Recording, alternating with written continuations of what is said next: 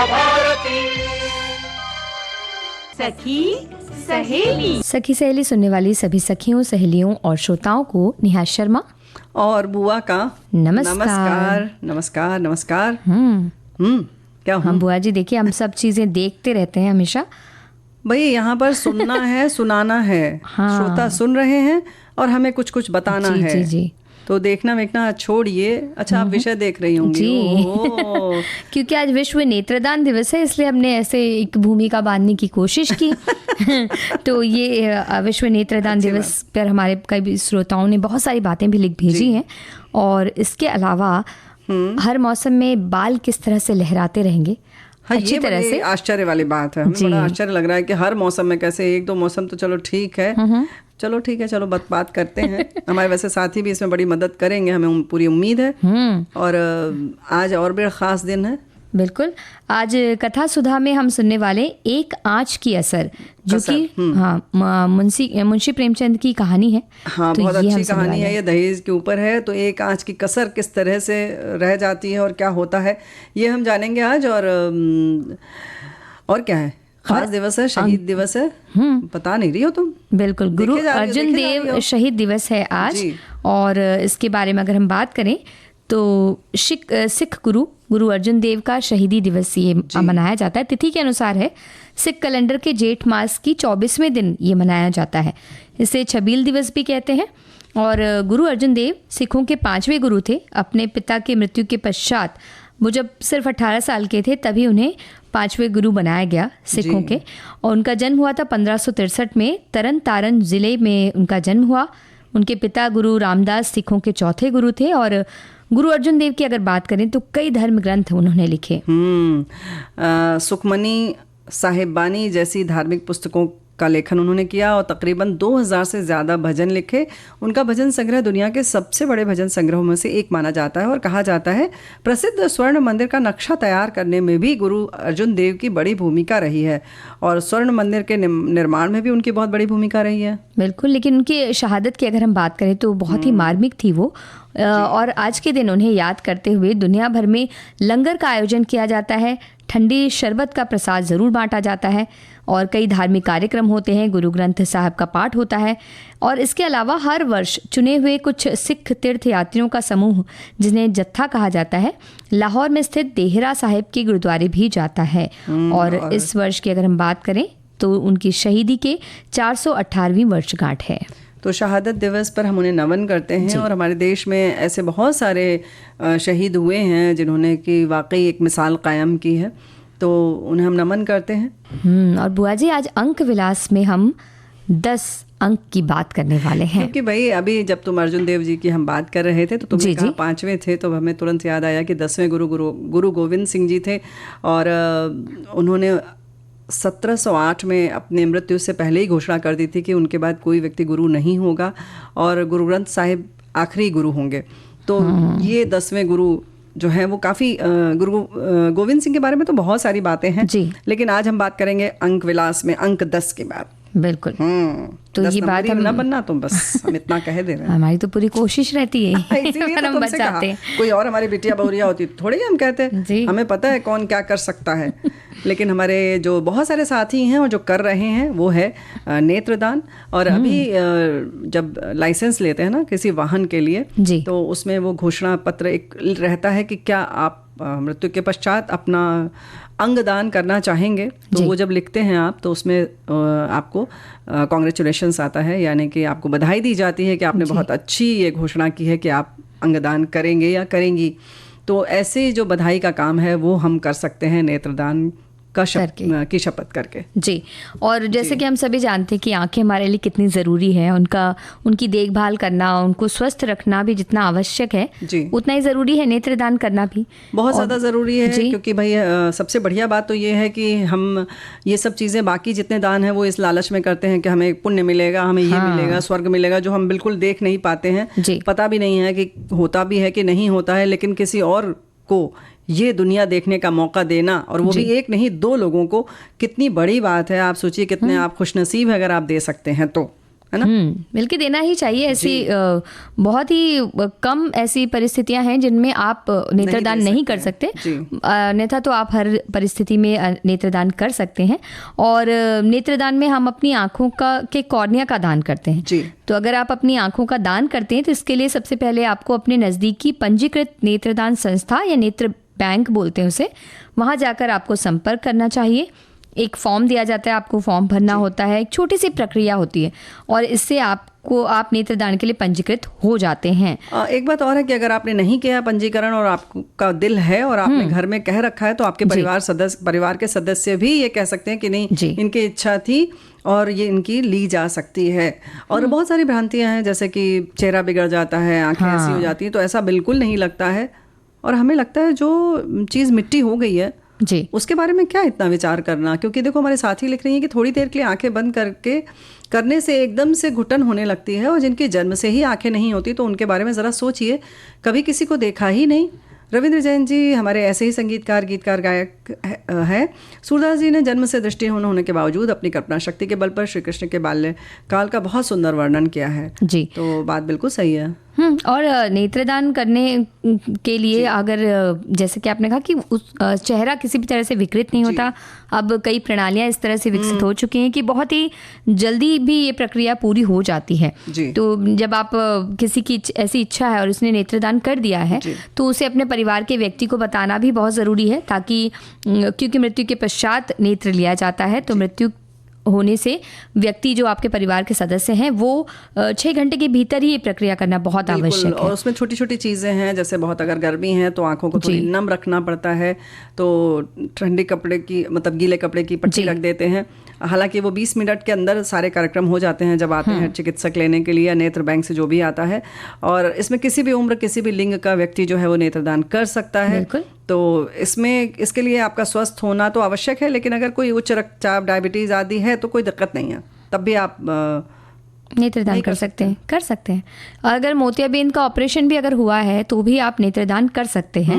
केवल संक्रामक रोग अगर किसी को है तो वो नेत्रदान नहीं कर सकते, बल्कि कहते हैं ना कि आंखों की रोशनी कम है तो हम किसको दे सकते हैं अपनी आंखें, ऐसा भी बिल्कुल नहीं होता, क्योंकि अलग शरीर में जब आपकी आंखें जाएंगी तो वो अंग उनके शरीर के हिसाब से कार्य करने लगता है। जी हाँ, तो ये प्रकृति ने बहुत उत्तम चीज़ बनाई है। वैसे तो बहुत सारी चीज़ें इस तरीके से अच्छी बनाई हैं, तो इस बात को ध्यान रखें, आगे बढ़ाएं, खुद को ही नहीं बल्कि लोगों को भी इसके लिए प्रोत्साहित करें। और हमारे बहुत सारे साथियों ने लिखा है कि हमने तो संकल्प ले रखा है, तो अच्छी बात है, बहुत बहुत बधाई आप सबको। और ये दिवस भी ऐसा है कि जहाँ संकल्प करने का और बहुत कुछ समझने का और दुनिया में और लोगों की ज़रूरतों को समझने का, और जैसे बार बार कहते हैं ना हम लोग कि समाज ने हमें बहुत कुछ दिया है लेकिन हम क्या देंगे, तो कुछ ये किया जा सकता है, बिल्कुल करना चाहिए। कहते हैं ना, हर लगे न फिटकरी रंग चोखा, कुछ नहीं लगना। परिवार के सदस्य भी खुश रहते हैं क्योंकि उन्हें पता है कि उनके जो परिजन हैं जिनसे हमारी भावनाएं जुड़ी होती हैं उनसे उनकी वजह से बहुत सारे व्यक्ति ऐसे हैं जिनके पास उनके अंग हैं, तो हमारा एक जुड़ाव उनके प्रति भी होता है और ऐसा लगता है कि हमारे परिजन अभी किसी न किसी रूप में मौजूद हैं, देख रहे हैं, सुन रहे हैं। तो कुछ इस तरीके का किया जाए कि लोग ध्यान रखें, याद रखें, और ये सबसे बड़ा पुण्य का काम है हमें लगता है जी। तो किस बात पर हंसी आ रही है ना? इसलिए कि भाई दशों दिशाओं में देख लिया कि क्या चल रहा है, और ये देखा जा सकता है जब आपकी जो आंखें हैं बिल्कुल आंखें चार रखिए, एकदम चाक चौबंद रहिए, तभी आप 100% कहीं सही हो सकते हैं। और हमारे साथी लिख रहे हैं कि दुनिया 1 नंबर ही तो मैं 10 नंबरी, दुनिया 1 नंबर तो मैं 10 नंबरी, रावण के 10 शीश 10 उंगलियां, और आपका 10 नंबर पूछने पर 10 दिशाओं में दिमाग दौड़ने लगा। तो 10 दिशाओं में दिमाग दौड़ने लगा, ये बात तो बिल्कुल सही है। और हमारे एक साथी ने बहुत ही ज़रूरी बात ली है, 10वीं बोर्ड परीक्षा, ये तो सुनते ही सबके है ना पसीने छूट जाती है। अच्छा, हम लोग क्या तो जैसे ना बोर्ड का 10वां मतलब पहला बोर्ड तो यही होता है, उसमें बिल्कुल हालत ख़राब हो जाती है।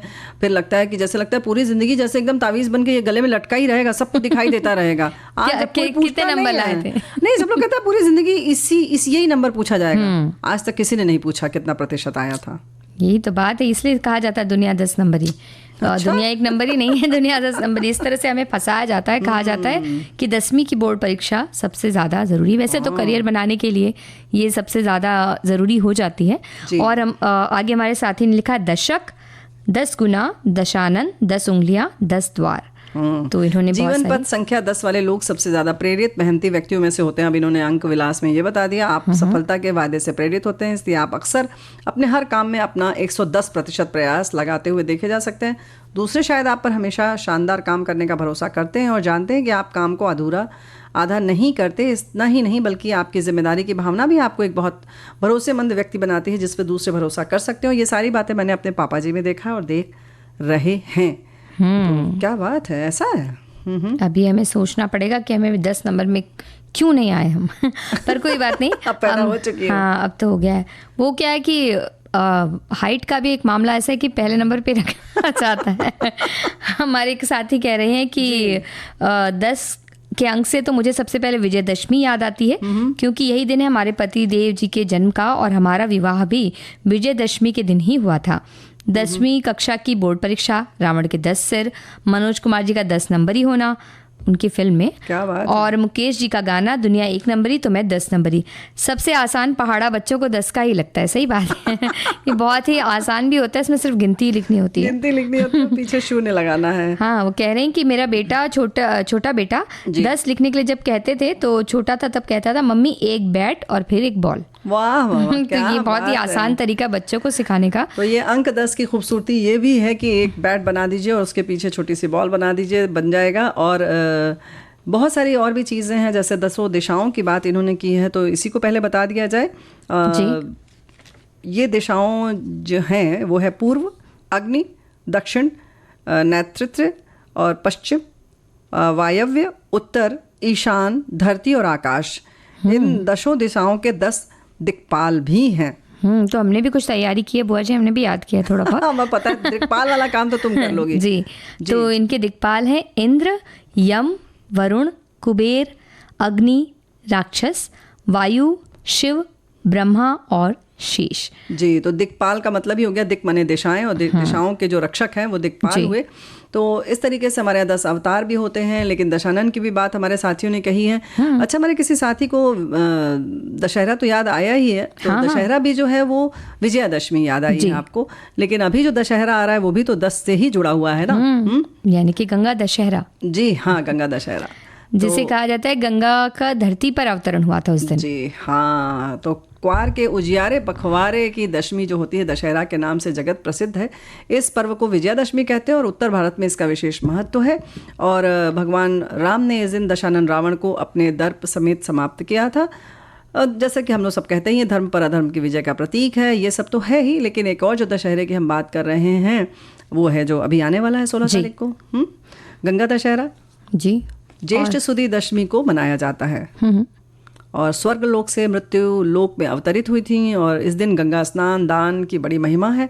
और दशहरे से और क्या याद आ रहा है भाई? दशहरे से हमें याद आ रहा है आम, दशहरी आम। क्योंकि दशहरी आम तो अभी आना शुरू हुए हैं। जी हाँ, तो उनका आनंद ना ले ऐसा तो हो नहीं सकता। ऐसा हो नहीं सकता जी। तो ये सारी चीज़ें हैं। इसके संग संग जो है योग सूत्र की बात करें तो वशिष्ठ संहिता में 10 यम और 10 नियम बताए गए हैं। और उनमें यम के जो 10 भेद हैं वो इस तरीके से हैं: अहिंसा, सत्य, अस्तेय, ब्रह्मचर्य, धृति, क्षमा, दया, आर्जव, मिताहार और शौच। और 10 नियम हैं: तप, संतोष, दान, आस्तिक्य, ईश्वर पूजन, सिद्धांत, श्रवण, संकोच, मति, जय और व्रत। पुण्य की अगर बात करें, दान पुण्य की बात करें, भाई दशहरा आ रहा है तो 10 दान की प्रतिष्ठा अलग ही है। इसमें है गौ, भूमि, तिल, सुवर्ण, घी, वस्त्र, धान्य, गुड़, चांदी और नमक। तो ये चीज़ें जो हैं वो बहुत महत्वपूर्ण है। दान करते समय आपने भी सुना होगा अक्सर कि यही चीज़ें दान की जाती हैं। और आपने जब हमने अपनी जो कमेंट आया था उसमें पढ़ा था ना कि छोटे बच्चा जब 10 लिखने के लिए एक बैट और एक बॉल करता है, तो उससे हमें एक गाना याद आया जो बच्चों का ही गाना है, जिसमें 10 नंबर के बारे में कुछ कहा गया है। क्या? तो सुना दे। अरे वाह, सुनाओ जी, गला साफ करो। अच्छा तो बुआ जी 10 अंक की जब बात हो रही है तो हमें एक कहानी याद आती है जो एक बोध कथा के अनुसार ये कहानी है। तो उसमें कहा गया कि 10 लोग कहीं विदेश गए थे जी। और रास्ते में उन्होंने देखा कि कहीं कोई सो तो नहीं गया, छूट तो नहीं गया। तो वो लोग बारी बारी से आपस में गिनने लगे कि सभी व्यक्ति हैं या नहीं जी। लेकिन सबको 9 ही मिल रहे थे।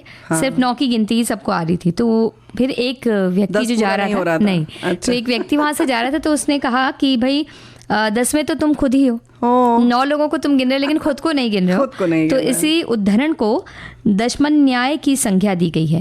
यानी कि 10वां व्यक्ति हम खुद होते हैं, हम कई बार खुद को नहीं देख पाते और उसी को न्याय देना पड़ता है जी। एक और भी बहुत सारी वैसे तो कथा है, लेकिन भारत द्वारा जो है दशांश के आधार पर दशमलव का आविष्कार गणित में हुआ है और गणित को दुनिया में पूरे विश्व के नहले पे दहला तो है, ये बात तो है ना। और हमारे एक साथी ने लिखा है कि अंक विलास में 10 का बहुत ही दंश 10 का बहुत ही अधिक है, यानी 10 से काफी दंश मिले, ऐसा कह रहे हैं। ये दहाई का पहला अंक है। इसके आगे शतक, हजार जैसे अंकों की भी बहार है। दशावतार में हर कोई अपने अपनी दशा को देख लें और मतलब दशावतार में हम अपनी अपनी दशाओं को देख सकते हैं उनके अंदर, और 10 को अब बस भी करें। 10वां अंत में हर किसी का ही होता तो है, पर सौभाग्य किसी किसी को ही मिलता है। यानी कि जो अंतिम यात्रा के वक्त 10वीं की एक प्रक्रिया की जाती है वो सबका होता है, लेकिन इसका सौभाग्य किसी किसी को मिलता है, ऐसा भी कह रहे हैं। तो काफी इन्होंने सारी चीजें समेट ली, जीवन की जो सारी चीजें आती हो गई, मामला बहुत गाढ़ा हो गया है। वैसे हम 5 इंद्रियों की बात करते हैं, लेकिन ज्ञानेंद्रियां जोड़कर कहते हैं कि 10 इंद्रियां होती हैं। मानव शरीर रचना में 10 इंद्रियों की चेष्टाएं प्रसिद्ध हैं और 5 ज्ञानेंद्रियां और 5 कामेंद्रियां हैं। तो 5 इंद्रियां तो पता ही है और शास्त्रों में अपने रंग में इसको रचना की है। और कबीर ने अपने ढंग से इसे कहा है, 10 द्वारे का पिंजरा जामे पंछी पौन, रहीबे को अचरज है उड़ जइबे को कौन। तो एक गंभीर बात, वो उनकी यही तो खासियत रही कि गंभीर बातों को बहुत ही सरलता से वो कहा करते थे। हमारे बहुत से साथियों ने 10 अंक को लेकर बहुत सारी बातें की हैं, लेकिन सबसे ज्यादा तो बुआ जी 10वीं के बोर्ड की बातें हुई हैं। और उस वक्त तो वो इतना डराया जाता है इसको लेके, इतना पूछो मत। हाँ, 10 को लेकर बहुत डराया जाता है। वैसे 10 उंगलियों की हम बात करते हैं, हाथ की 10 उंगलियां और पैर की 10 उंगलियां मिलाकर 20 होती हैं, जिसे लेकर अमीर खुसरो ने बड़ी प्यारी सी पहेली की रचना की है। 20 का सर काट दिया, न मारा न खून किया। तो वो नाखून काटने के लिए उन्होंने बड़ा अच्छे ढंग से इसको कहा है। तो इस तरीके की चीजें हैं, 10 अवतार होते हैं। कई बार ये भी कहा जाता है ना कि 10 उंगलियां घी में, अब 10 उंगलियां कहा जाता है कि 5 उंगलियां कहा जाता है? नहीं, 10 उंगलियां कहा जाता है। सिर कढ़ाई में जाना है ना। हाँ, तो 5 बाहर रहेंगी तो कैसे पूरी तरह से हम उसमें समर्पित हो जाएंगे पूरी तरह से। 10 उंगलियां घी में और सिर कढ़ाई में। तो बहुत सारी और भी चीजें हैं। और जो रावण के 10 शीश की बात है जी, उन सब के भी अपने वो हैं कि क्या उसका मतलब था, है ना जी। कहा जाता है कि कुछ उनके गुण थे, कुछ अवगुण थे, सब मिलाकर 10 शीश होते थे जी। लेकिन एक बात और है कि अगर जब हम रावण की बात करते, दशानन की बात करते हैं, तो उनका जिन्होंने संहार किया यानी कि राम, वो भी दशरथ नंदन थे। तो ये भी उनके बारे में भी हम ये चीज देखते हैं कि 10 का आंकड़ा इस तरह से यहाँ पर भी है। और 10 जो हम बात कर रहे हैं कि रावण के 10 सिरों की बात कर रहे हैं, तो काम, क्रोध, लोभ, मोह, मद, ईर्ष्या, फिर इधर आ जाता है मन, ज्ञान, चित्त और अहंकार का प्रतीक माना गया है। और एक कथा के अनुसार रावण के पास एक 9 मणियों वाली माला थी जो उसकी माँ कैकसी ने दिया था। और इनके प्रभाव के कारण ही लोगों को उनके 10 सिर होने का भ्रम होता था। ये एक अलग ढंग की कथा है और वाकई बहुत ज्ञानी था ब्राह्मण रावण जो था। उसने जो रचनाएं की हैं, जिसको कहते हैं ना कि शिव तांडव स्तोत्र भी उन्होंने किया, जिसे आज तक सभी याद करते हैं, सुनते हैं, बहुत रोमांचकारी है। और जिस तरीके की स्तुति उन्होंने की है वाकई अद्भुत है, बहुत सुंदर रचना है वो। और भी बहुत सारे स्रोत की उन्होंने रचना की है। तो इस तरीके से 10 की जो बात है वो अब कर दी जाए बस। तो अब हम कह सकते बुआ जी कि 10 का सारा बातचीत हो गई बस जी, बस। लेकिन हम तो उसी में खो गए बिल्कुल। ऐसे बचपन वाली जो चिड़िया फुर्र वाली जो आती है ना कहानी, अभी जब टाइम पास करना होता तो हम लोग को ऐसे ही सुनाया जाता था। फिर हमने भी वही सीख लिया कि एक बच्चे से ऐसे कह दिया कि पेड़ पर ढेर सारी चिड़िया हैं, फिर एक चिड़िया उड़ गई फुर्र, दूसरी चिड़िया हो गई फुर्र। अब बच्चा मुंह देखता रहता है कि अब कुछ आगे कहानी बढ़ेगी। वो ऐसे ही बढ़ती रहती है। असंख्य चिड़िया है ना, तो अब उड़ती ही रहेगी सारी रात। चिड़िया भी ऐसी करती लेकिन वो देखने में जितना आनंद आता है, सुनने में उतना आनंद नहीं आता उसका कि चिड़िया ऐसे फुर्र भाई, तो सुनाने वाले के लिए तो आनंद नहीं चाहिए, वो तो टाइम पास कर रहा है, तो चाहता है कि बच्चा थोड़ा बोर होके सो जाए। लेकिन फिलहाल हम नहीं चाहते कि आप बोर हो, तो हम सुनाते हैं एक आंच की कसर।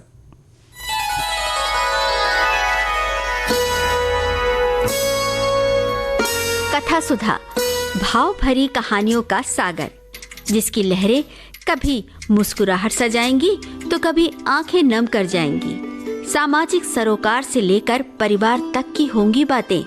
कुछ मनोरंजन होगा तो कुछ सीख भी मिल जाएगी।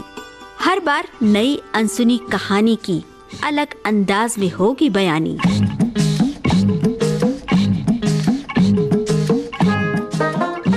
कहानी की मौलिकता बनाए रखते हुए श्रोताओं के लिए कार्यक्रम रोचक और सुगम हो, इसलिए कहानी में थोड़े बहुत बदलाव किए गए हैं।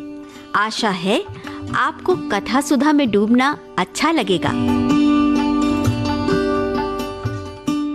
कथा सुधा में आज सुनिए मुंशी प्रेमचंद की कहानी एक आज की कसर।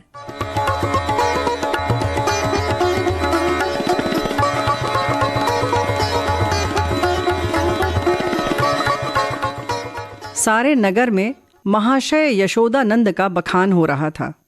नगर ही में नहीं, समस्त प्रांत में उनकी कीर्ति की जाती थी। समाचार पत्रों में टिप्पणियां हो रही थीं।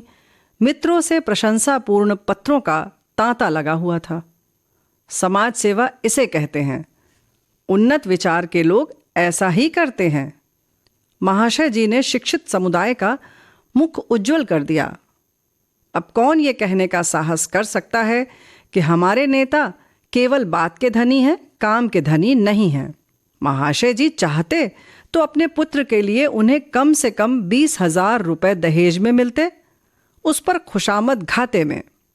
मगर लाला साहब ने सिद्धांत के सामने धन की रत्ती बराबर परवाह न की और अपने पुत्र का विवाह बिना एक पाई दहेज लिए स्वीकार किया।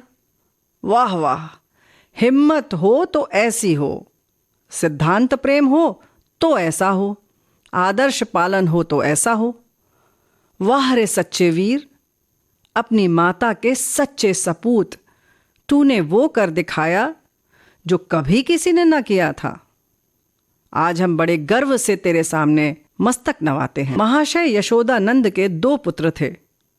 बड़ा लड़का पढ़ लिख कर फाजिल हो चुका था, उसी का विवाह तय हो रहा था और आप सब समझ चुके कि बिना कुछ दहेज लिए। आज तिलक था। शाहजहांपुर से स्वामी दयाल तिलक लेकर आने वाले थे। शहर के गणमान्य सज्जनों को निमंत्रण दे दिए गए थे। लोग जमा हो गए थे। महफिल सजी हुई थी। एक प्रवीण सितारिया अपना कौशल दिखाकर लोगों को मुग्ध कर रहा था। दावत का सामान भी तैयार था। मित्रगण यशोदानंद को बधाइयां दे रहे थे। वाह भाई यशोदानंद, तुमने तो कमाल कर दिया। अरे जनाब, ये कहिए कि झंडे गाड़ दिए। हाँ, अब तक जिसे देखा मंच पर व्याख्यान झाड़ते ही देखा। जब काम करने का अवसर आता था तो लोग दुम लगा लेते थे। हाँ, और कैसे कैसे बहाने गाड़े जाते हैं। साहब, हमें तो दहेज से सख्त नफरत है, ये मेरे सिद्धांत के विरुद्ध है, पर क्या करूं, बच्चे की मां नहीं मानती। कोई अपने बाप पर फेंकता है तो कोई और किसी खर्राट पर। अजी, कितने तो ऐसे बेहया हैं जो साफ साफ कह देते हैं कि हमने लड़के को शिक्षा दीक्षा में जितना खर्च किया है वह हमें मिलना चाहिए, मानो उन्होंने ये रुपए किसी बैंक में जमा किए थे। खूब समझ रहा हूं, आप लोग मुझ पर छींटे उड़ा रहे हैं। इसमें लड़के वालों का ही सारा दोष है या लड़की वालों का भी कुछ है? अरे भाई साहब, लड़की वालों का क्या दोष है सिवाय इसके कि वह लड़की का बाप है। सारा दोष ईश्वर का, जिसने लड़कियां पैदा की। क्यों? मैं ये नहीं कहता न सारा दोष लड़की वालों का है न सारा दोष लड़कों वालों का, दोनों ही दोषी हैं। अगर लड़की वाला कुछ न दे तो उसे यह शिकायत करने का कोई अधिकार नहीं कि डाल क्यों नहीं लाए, सुंदर जोड़े क्यों नहीं लाए, बाजे गाजे पर धूमधाम के साथ क्यों नहीं आए। बताइए। हाँ, आपका ये प्रश्न गौर करने लायक है। मेरी समझ में तो ऐसी दशा में लड़के के पिता से ये शिकायत नहीं होनी चाहिए। तो यूं कहिए कि दहेज की प्रथा के साथ ही डाल, गहने और जोड़ों की प्रथा भी त्याज्य है। केवल दहेज को मिटाने का प्रयत्न करना व्यर्थ है। हाँ, सही है। ये भी लेम एक्सक्यूज है। मैंने दहेज नहीं लिया है, लेकिन क्या डाल गहने न ले जाऊंगा? महाशय, आपकी बात निराली है। आप अपनी गिनती हम दुनिया वालों के साथ क्यों करते हैं? आपका स्थान तो देवताओं के साथ है। 20,000 की रकम छोड़ दी, क्या बात है? हाँ, मेरा तो ये निश्चय है कि हमें सदैव प्रिंसिपल पर स्थिर रहना चाहिए। प्रिंसिपल के सामने मनी की कोई वैल्यू नहीं है।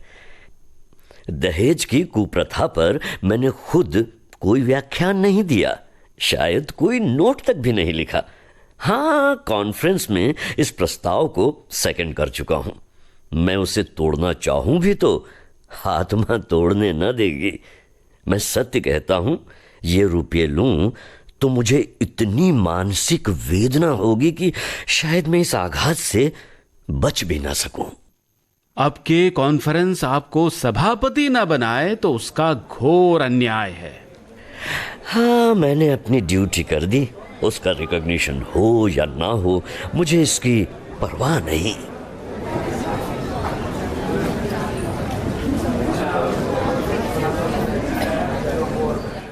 इतने में खबर हुई कि महाशय स्वामी दयाल आ पहुंचे। लोग उनका अभिवादन करने के लिए तैयार हुए। उन्हें मसनद पर ला बिठाया और तिलक का संस्कार आरंभ हो गया। स्वामी दयाल ने एक ढाक के पत्तल पर नारियल, सुपारी, चावल, पान आदि वस्तुएं वर के सामने रखी। ब्राह्मणों ने मंत्र पढ़े, हवन हुआ और वर के माथे पर तिलक लगा दिया गया। तुरंत घर की स्त्रियों ने मंगलाचरण गाना शुरू किया। यहाँ महफिल में महाशय यशोदानंद ने एक चौकी पर खड़े होकर दहेज की कुप्रथा पर व्याख्यान देना शुरू किया। व्याख्यान पहले से लिखकर तैयार कर लिया गया था। उन्होंने दहेज की ऐतिहासिक व्याख्या की।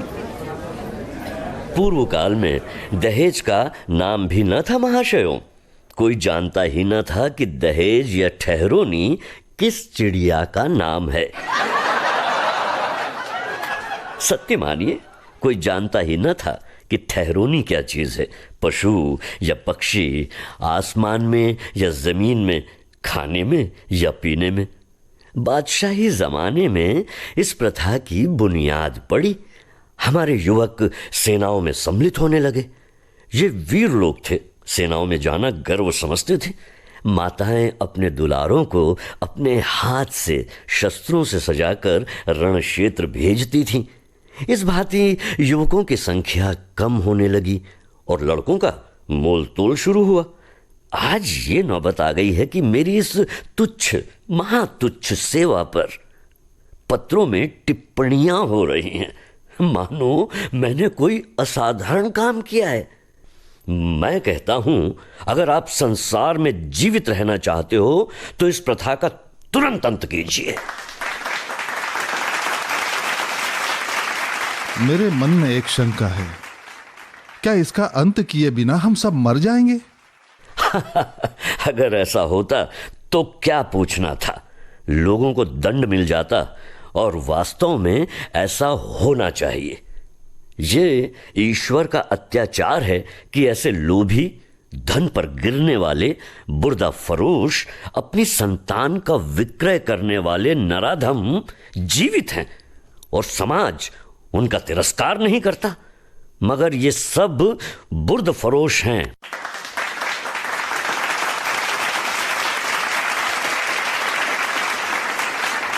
व्याख्यान बहुत लंबा और हास से भरा हुआ था।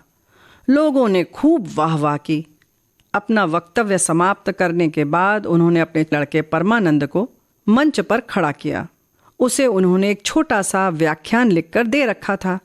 मुस्कुराता हुआ मंच पर आया और एक जेब से कागज निकालकर बड़े गर्व के साथ उच्च स्वर में पढ़ने लगा। प्रिय बंधुवर नमस्कार। आपके पत्र से विदित होता है कि आपको मुझ पर विश्वास नहीं है। मैं ईश्वर को साक्षी करके धन आपकी सेवा में इतनी गुप्त रीति से पहुँचेगा कि किसी को लेश मात्र भी संदेह न होगा। हाँ, केवल एक जिज्ञासा करने की धृष्टता करता हूँ।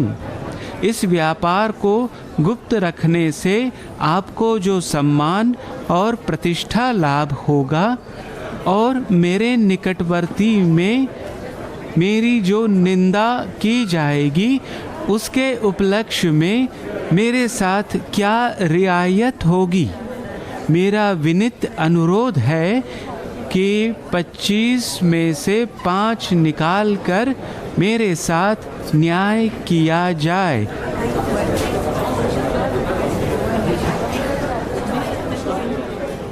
महाशय यशोदानंद घर में मेहमानों के लिए भोजन परसने का आदेश करने गए थे। निकले तो ये वाक्य उनके कानों में पड़ा। चेहरा फक हो गया। झपट कर लड़के के पास गए, कागज उसके हाथ से छीन लिया और बोले, नालायक, ये क्या पढ़ रहा है? ये तो किसी मुवक्किल का खत है जो उसने अपने मुकदमे के बारे में लिखा था। ये तू कहां से उठा लाया? शैतान, जा वो कागज ला जो मैंने तुझे लिख कर दिया था। पढ़ने दीजिए। इस तहरीर में जो लुत्फ है वो किसी दूसरी तकरीर में ना होगा। सही बात है। जादू वो जो सिर चढ़ के बोले। भाई अब जलसा बर्खास्त कीजिए, मैं तो चला। वाह वाह वाह वाह, यहां भी चलते हुए। अरे बैठिए बैठिए, पत्तल लगाए जा रहे हैं। अरे बैठिए ना आप लोग, बैठिए बैठिए। बेटा परमानंद, जरा यहां तो आना। सुनो, तुमने यह कागज कहां पाया? बाबूजी ही तो लिखकर अपने मेज के अंदर रख गए थे। मुझसे कहा था कि इसे पढ़ना। अब बेकार मुझसे खफा हो रहे हैं। वो ये कागज था? मैंने तो मेज के ऊपर ही रख दिया था। तूने ड्रॉर में से क्यों निकाला इस कागज को? मुझे मेज पर नहीं मिला। तो मुझसे क्यों नहीं कहा? ड्रॉर क्यों खोला? देखो आज मैं तुम्हारी कैसे खबर लेता हूं, तुम भी याद करोगे। अरे भाई, ये और क्या है? इसी को तो लीडरी कहते हैं कि अपना उल्लू सीधा करो और नेक नाम भी बनो। शर्म आनी चाहिए। यह त्याग से मिलता है, समझे, धोखाधड़ी से नहीं। मिल तो गया था, पर बस एक आंच की कसर रह गई। सच बताऊं, ईश्वर पाखंडियों को यों ही दंड देता है। ये कहते हुए लोग उठ खड़े हुए। यशोदानंद समझ गए कि भंडा फूट गया, अब रंग न जमेगा। बार बार परमानंद को कुपित नेत्रों से देखते और डंडा तोलकर रह जाते थे। इस शैतान ने आज जीती जिताई बाजी जो खो दी थी। मुंह में कालिख लग गई, सिर नीचा हो गया। गोली मार देने का काम किया है। उधर रास्ते में मित्र वर्ग यूं टिप्पणियां करते जा रहे थे। ईश्वर ने मुंह में कैसी काली मां लगाई कि हयादार होगा तो अब सूरत ना दिखाएगा। ऐसे ऐसे धनी मानी विद्वान लोग ऐसे पतित हो सकते हैं? मुझे यही आश्चर्य है। लेना है तो खुले खजाने लो, कौन तुम्हारा हाथ पकड़ता है? ये क्या कि माल चुपके चुपके उड़ाओ और यश भी कमाओ। मक्कार का मुंह काला। हाँ, यशोदानंद पर बड़ी दया आ रही है। बेचारे ने इतनी धूर्तता की, उस पर भी कलई खुल ही गई। बस एक आंच की कसर रह गई। एक आज की कसर। मुंशी प्रेमचंद की ये कहानी आपने सुनी कथा सुधा में। इस कहानी में भाग लेने वाले कलाकार रेणु चतुर्वेदी, जी श्याम, जयंत पात्रिकर, यूनुस खान और दीपक केसावलेकर। प्रस्तुति अनुश्री पाठक। परिकल्पना और निर्देशन रेणु चतुर्वेदी। तो बुआ जी, आखिर एक आंच की कसर रह ही गई। बिल्कुल रह गई, तभी पोल खुलती है। तो बुआ जी, किस तरह से बालों की देखभाल लेकिन की जाए? हर मौसम में बाल उन्हीं के लहराएंगे जिनके सिर में लहराते काले बाल हों। लेकिन वो लोग क्या करें जिनका मेरी तरह बाल असमय सफ़ेद के साथ साथ गंजा भी हो रहा है। मैं तो दूसरे के काले लहराते बाल जब भी देखते हैं तो अपने आप को कोसते हैं कि विधाता ने ऐसा क्यों किया, लेकिन फिर हिम्मत तब आती जब देखते हैं कि गंजेपन की समस्या बहुतायत है। देखिए, इनकी खुशी के लिए हम बता देते हैं, ऐसा भी कहा जाता है कि जिनके सिर पर धीरे धीरे बाल कम होते हैं उनके पैसे काफ़ी आते हैं। हाँ, ये सब तो बहुत दिल बहलाने के लिए ख्याल अच्छा है गालिब। और हर मौसम में लहराते बाल, बात तो सही है, जब बाल ही कम बचे हैं तब अब पूछिए मत हाल, लहराएंगे कैसे बाल। लेकिन चलो थोड़ा सा गर्मी की बात कर लें या बारिश की कर लें, गर्मी की कर लेते हैं, है ना। पसीने से जो चिपचिपाता है ना। वो कह रही कि हर मौसम में लहराते बाल सिर और चेहरे को ढक रखा है, हर मौसम में नहीं लहरा रहे हैं। बेहद गर्मी के चलते लोगों ने सिरों पर स्कार्फ, दुपट्टे बांध लिए, टोपी लगा लिए और ज्यादा होने पर पसीने से सभी चिपक जा रहे। लहराने का सवाल ही कहाँ है। हाँ, यही तो हम भी कह रहे हैं। लेकिन भाई जिस समय शाम को कहीं अगर आपको पार्टी वगैरह में जाना है तो क्या करना होगा, तो बालों का ध्यान तो रखना ही पड़ेगा। सच बात है कि आप उसको ढक कर रखिए। ज़्यादा बाल धोने की सलाह दी जाती है क्योंकि भाई जब पसीना जब होता है तो खुजली भी होती है, तो उसको साफ रखें। धूप से बचाने के लिए स्कार्फ छाते का प्रयोग करें। सिर धोना संभव अगर रोज़ नहीं है, बाल लंबे हैं तो चिपचिपाहट सी हो रही है, तो बालों की जड़ों में जो है टेल्कम पाउडर लगाकर कुछ देर हल्के से त्वचा को मलेंगे, मालिश करेंगे तो इसे झाड़ लीजिए तो खूबसूरत नजर आएंगे। बिल्कुल। और बारिश की अगर बात करें हम तो बारिश का मौसम बस कहीं कहीं आ चुका है, कहीं आने वाला है। तो हर 2 दिन में सिर धोने के लिए कहा जाता है क्योंकि त्वचा में चिपचिपाहट और रूसी की समस्या ना रहे। नमी क्योंकि ज़्यादा इस वक्त बालों में रहती है, ज़्यादा समय तक बालों को गीला नहीं रखना चाहिए। और हाँ, इस बात का ध्यान रखना चाहिए कि वो अच्छे से सूख जाए। जी, उसके लिए हो सकता है कि आपने सुखा लिया, लेकिन अगर तब भी लग रहा है कि नमी है तो ड्रायर का प्रयोग तब कर लीजिए। बहुत ज़्यादा नहीं, लेकिन हाँ अच्छे से सूखना चाहिए जड़ तक।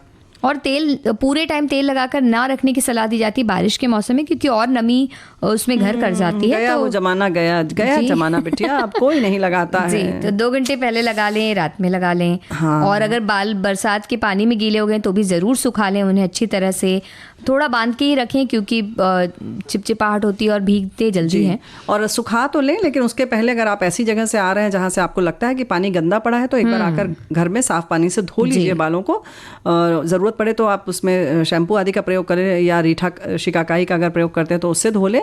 और फिर भी लेकिन डीप कंडीशनिंग करें, स्वास्थ्य के लिए अच्छा होता है। और गर्म तेल की मालिश भी करते रहें बीच बीच में। बिल्कुल। और कोई हेल्दी पैक भी लगा सकते हैं, जैसे दही और नींबू मिलाकर अगर आप लगाते हैं बालों में तो बाल मुलायम भी हो जाते हैं। और कहा जाता है कि लंबे समय तक प्रयोग से लंबे भी होते हैं बाल। और नीम के पत्तों का पेस्ट भी आप लगा सकते हैं। बिल्कुल सही बात है। एलोवेरा जो है इसका भी प्रयोग आप किसी भी मौसम में कर सकते हैं। और दही बेसन तो प्राकृतिक चीज़ है, हम सब बचपन से जानते आ रहे हैं। छोड़ दिया अलग बात है, लेकिन लगाया तो है, उसी का नतीजा है। अब जुल्फ लहराए या न लहराए, लेकिन घड़ी लहरा लहरा के कह रही है कि समय हो चुका है। तो लेते हैं विदा। जी, स्वीकार कीजिए नेहा शर्मा और बुआ का नमस्कार। विविध भारती